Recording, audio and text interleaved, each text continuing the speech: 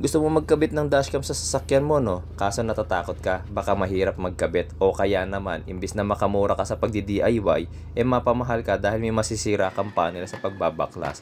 Well, sa video na to ipapakita ko sa inyo na hindi naman ganun kahirap magbaklas ng mga panel at madali lang naman din mag-DIY ng pagkakabit ng dashcam. Actually, kaya lang naman ako nangailangan magbaklas ng mga panel dyan dahil yung rear dashcam na ikakabit ko dito sa bandang baba ko ilalagay. Kapag doon kasi sa bandang taas, masyado siyang masisilaw every time na magbe-brake tayo kasi may brake light doon. Kung ayaw nyo naman na may binabaklas pang mga panel, gumawa na rin ako ng video niyan dati dun sa luma kong Ford Everest na inilusot ko lang siya dyan sa may kanyang ceiling. Pero, syempre, merong nakalabas na konting wire, ayan, mga isang dangkal. Ilalagay ko na lang yung link ng video dyan sa may comment section para kung gusto nyo na yun ang susundin na tutorial, mapanood ninyo. Going back dito sa ating present installation, so dahil nga ilalagay natin yung rear camera dun sa medyo mababang part ng ating windshield, ang unang-una natin kailangan gawin dyan is syempre ipagapang natin yung ating wire. Dito kailangan din nating ilusot yung ating wire dun sa mismong harness ng ating Ford Everest. Ayan, binabaklas ko yung boot dyan. Hindi lang pala naipakita ni Mrs. yung video, pero yung mismong wiring is ilulusot natin dyan sa part na yan ng ating panel. Dito rin natin palulusot yung wire ng ating dashcam mga bossing para masigurado natin syempre na hindi siya maiipit din ng pinto kapag sumasara.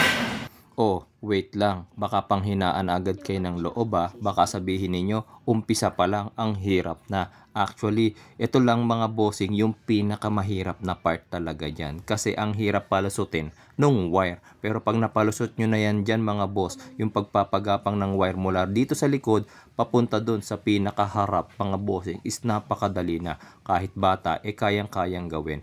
Dito lang medyo mahirap talagang ilusot yung pinaka-harness ng ating dashcam. Na siya. Ito guys, at napalusot ko na siya. Take note nga pala, huwag kayong magkakamali. Kailangan yung dulo na mapalusot nyo dyan is yung dulo na ikakabit natin dun sa ating main dashcam. Siya yung isasaksak natin. Baka kasi baliktad ang maisuksok ninyo. For sure, ulit-ulit kayo sa umpisa. Pag pinasok nyo yan dyan, makikita nyo siya dun. Ayun o. Ayun siya. Diba? Yun. Ayun siya. Okay, so hilahin nyo lang siya. Pag nahila nyo na, gaya nyan. Yan.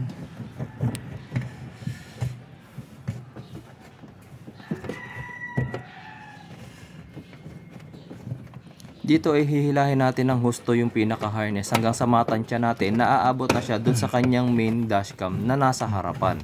Tapos don't forget guys na ilapat nyo ulit yung pinaka-boot.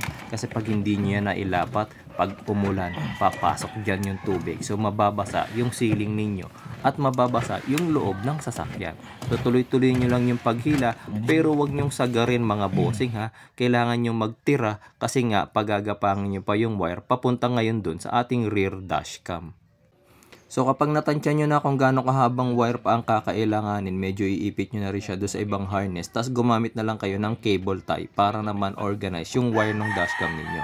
Tapos lahat ng susobra, hilahin nyo pa para naman mas madali na kayong pag-a-adjust nyo dun sa harapan mamaya. Kasi mas mahirap mag-adjust kapag na-fix nyo na rito sa likod, tapos kapos pala sa harap. O yan, tignan nyo. Saktong-sakto na yung wire ko, diba? Ayan. Para hindi pasukin ng tubig. Malambot lang naman yan. Ayan o. Dali na siyang ikabit. Ayan. Okay. Tapos ito, ngayon, iniisipin nyo paano natin to ipapasok ngayon dito sa mga to. So napakadali lang yan mga bossing. Ito lang. Ang trick ko pagdating sa bagay na yan, ito. Ayan. Pasok nyo muna siya dyan sa white. Ayan. Ayan. Pasok na pasok sa white. Tapos yung dulo, para di kayo mahirapan, yung dulo yung magiging ano dito, key point. Ayan. Hawakan nyo yung dulo. Ayan o. Yun o. Nahihila nyo siya papunta dun. Diba? Bumabaon siya ngayon dito sa moldings natin na to. Okay. Ayan. Pasok. Ayun. Hanggang dumating doon. Then hila uli. Hila.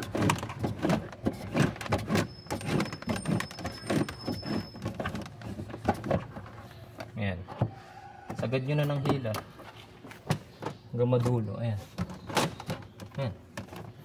Tapos, ganun din. Dito, ganun ulit. Ipit nyo siya dun sa pinaka gilid. Tapos, moldings ulit. Kunin nyo ulit yung dulo. Yan. So, yung dulo yung talagang laging key point natin dito. Yan o. Siksek, hila, hanggang dulo ang kabilang dulo. Nakikita nyo yan, mapapalusot nyo yan sa dulo. Ayan o. Tapos hila na ulit. Yan. Ganyan lang.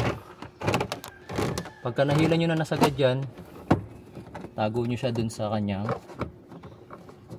ito. Sa inyong ceiling foam.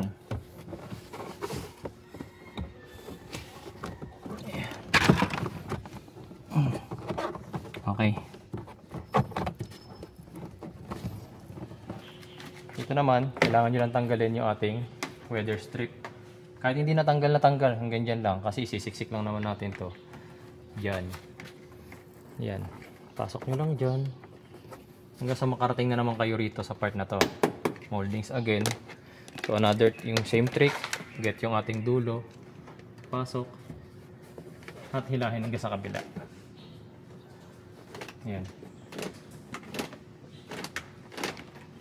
Yan.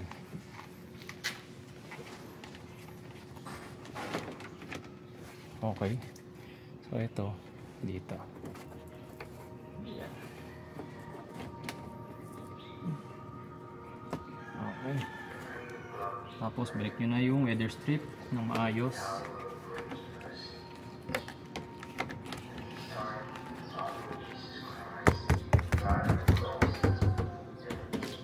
So unahan na tayo.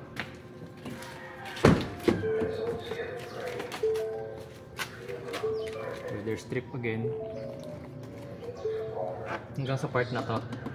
Kasi hanggang dito na lang natin palulusutin yung ating wire. Ayan. So makikita ninyo mahaba pa. So lahat ng i-excess, pwede nyo nang i-rolyo. Tapos nakatago dito. Ayan. Kailangan na natin palusutin na lang to para malaman natin kung gaano kahaba yung excess. Ayan.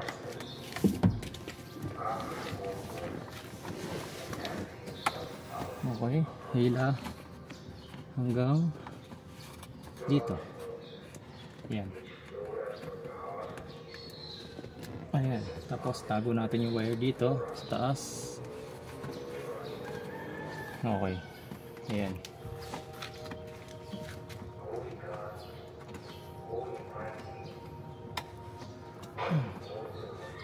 So this time ang sumobra ito. So wag gamitan nyo na lang to ng cable tie or yung kasama nitong pang tie ng cable. Ayan. Tapos pwede nyo isiksik sa part na to, malawag yan. Okay, tapos babalik na lang natin tong ating weather strip.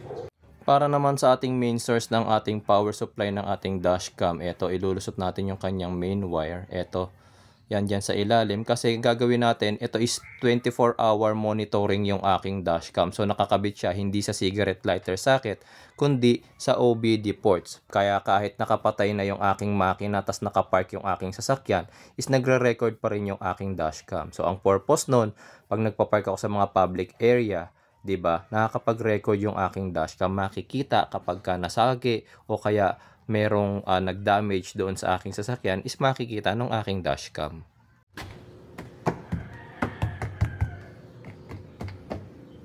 Last thing na lang guys, yung pag-i-install na or pagkakabit na ng mismong rear camera. Ang kagandahan nga pala dito sa ating dashcam na to mga bossing, meron siyang app tapos connected through Wi-Fi and Bluetooth at makikita mo na yung exact footage gamit ang iyong cellphone. Hindi nyo na kailangan ng computer, hindi nyo na rin kailangan kunin pa yung memory card. Kailangan nyo lang is app and cellphone at makikita nyo na kaagad kung ano yung mga nakukuhanan niya. Tapos ayan, merong arrow yan, kailangan nyo siguraduhin na yung arrow na yan is nakatutok sa ceiling ninyo. Kapag baliktad kasi ang pagkakabit niyan, of course, baliktad din ang magiging footage niyan dun sa ating dashcam.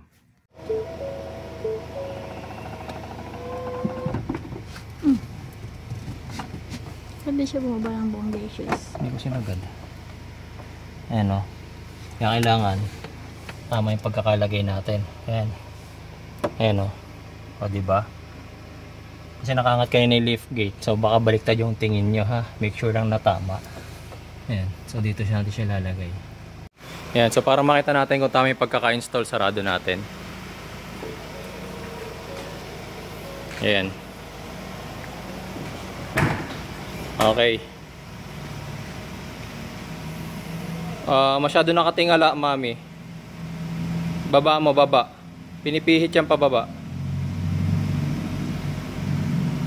Pihitin mo pababa konti. Sige pa. Sige pa. Pataas yan, pataas. Pababa. Yan, sige pa. Sige pa. Yan. Dali. May tinamaan siya, mami. Taas mo konti. Nakatama na siya sa wiper. Hop. Okay na yan. Ayan. So okay na yung kuha ng dashcam natin guys. Ayan, no? Nakikita na niya tayo ng maayos. Ayos. Lastly, syempre, ikakabit na natin yung mga panel na ating pinagbabaklas. Madali lang ikabit yung mga bossing, snap lang.